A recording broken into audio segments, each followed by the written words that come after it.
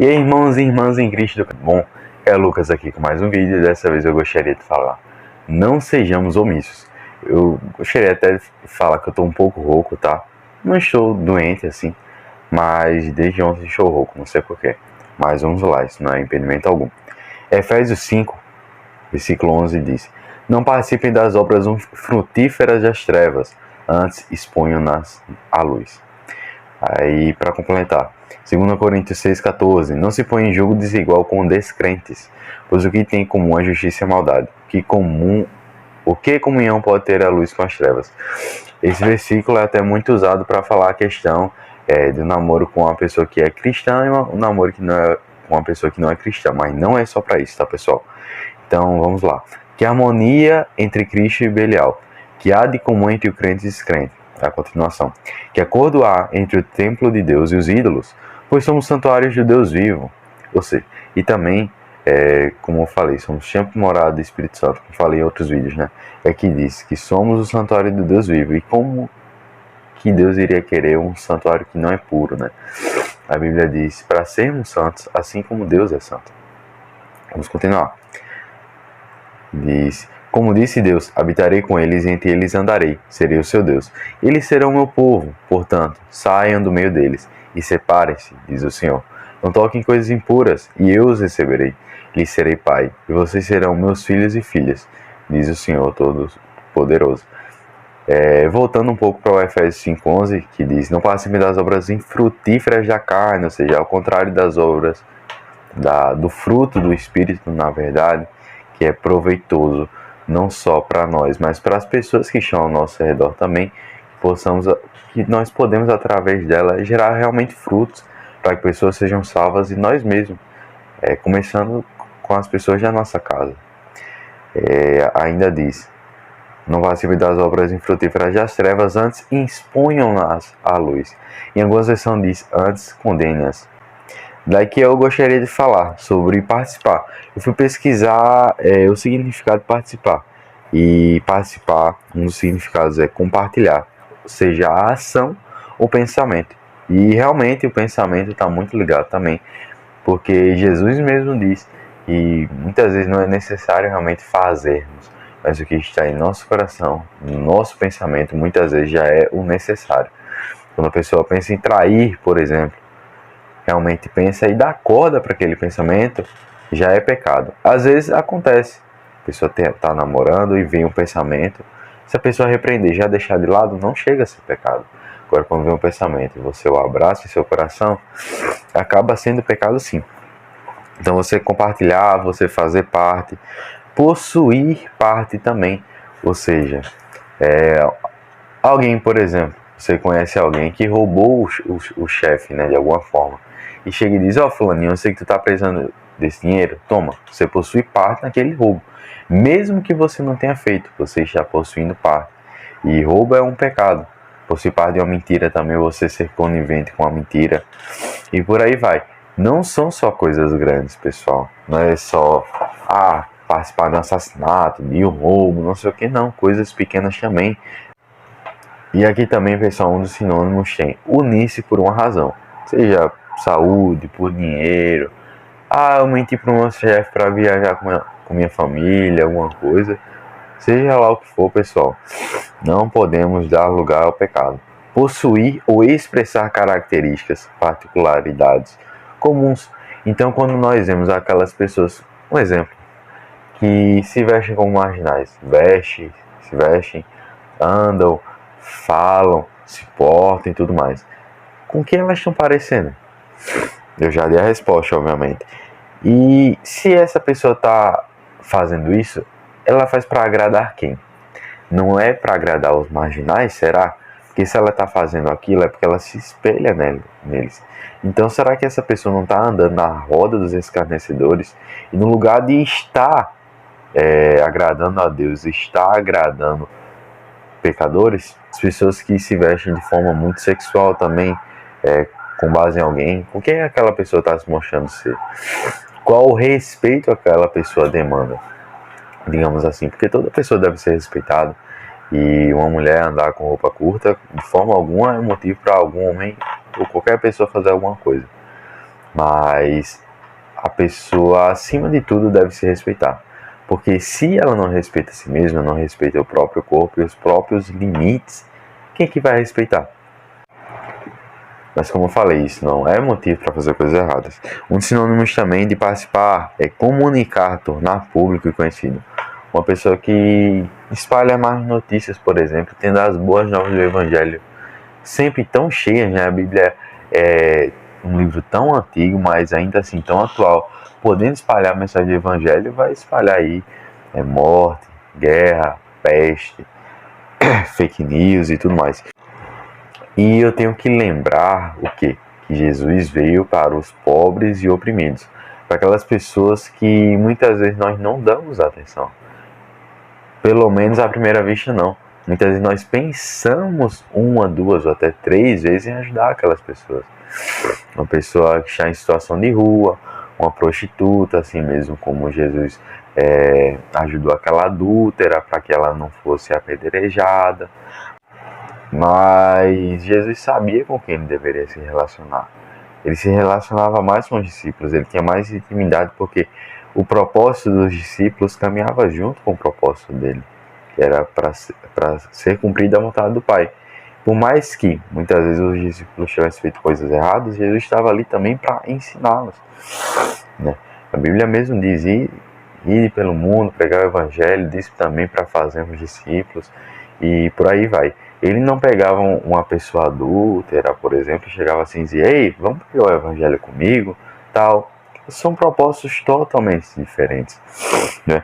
Então, assim, não estou dizendo que nós devemos nos isolar totalmente do mundo, chegar assim, dizer, ó, aquela pessoa ali comete pecado, não vou nem falar com ela, não.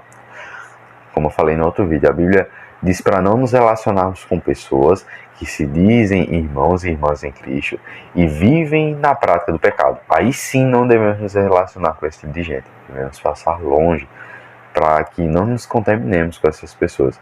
Mas as pessoas que estão desviadas do Evangelho, nós devemos chegar perto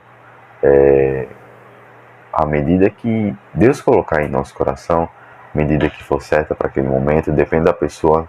Nem todo mundo deve nos aproximar. A Bíblia mesmo diz que são poucos trabalhadores, que devemos até pedir para o Pai que sejam enviados mais trabalhadores. Mas cada trabalhador tem algo específico. Deus deu uma missão específica para cada um. Claro que no final devemos todos sim pregar o Evangelho, fazer discípulos e tudo mais. Mas muitas vezes Deus colocou para mim salvar uma pessoa específica. Eu sei, por exemplo, de pelo menos uma pessoa específica que eu olho assim e penso, eu acredito que Deus colocou aquela pessoa na minha vida para que eu fosse um instrumento dele, para que aquela pessoa fosse alcançada. Porque eu sei que aquela pessoa confia em mim. E eu gosto daquela pessoa também.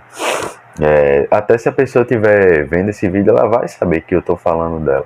Porque tem pessoas que elas nos escutam mais do que escutam muitas vezes até o próprio pai e mãe.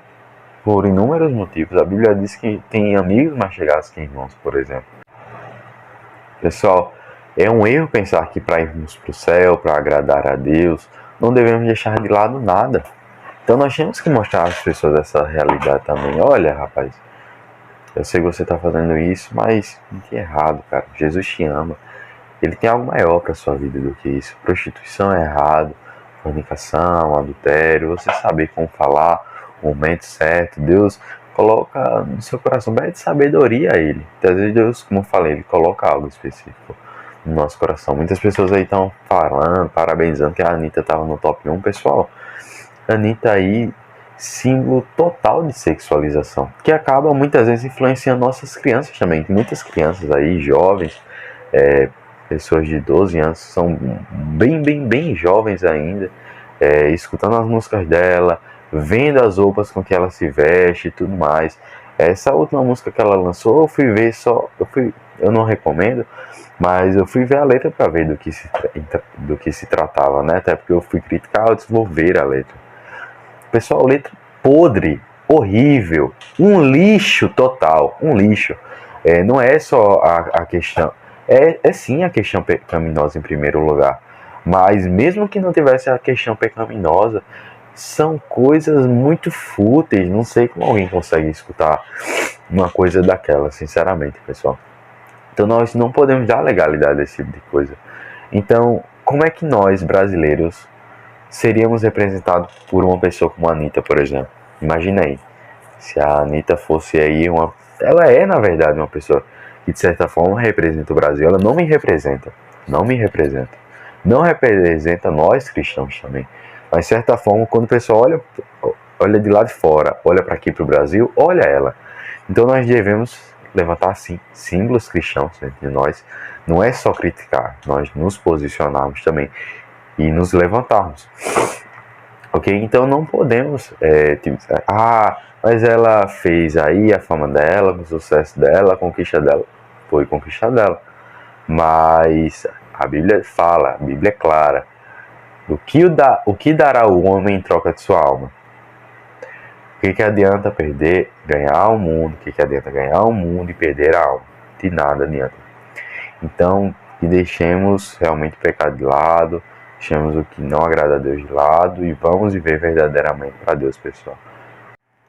Pessoal, assim como eu gosto de falar, qualquer dúvida, eu erro também, eu sou humano, mas algumas coisas são bem claras, assim, a Bíblia diz assim, nu e cru, mas como isso que eu falei, que nós não devemos participar das obras infrutíferas da carne, isso daí é nu e cru para mim, né? Mas se você tem alguma dúvida, qualquer coisa, até um dia, até um não ir, lê a palavra.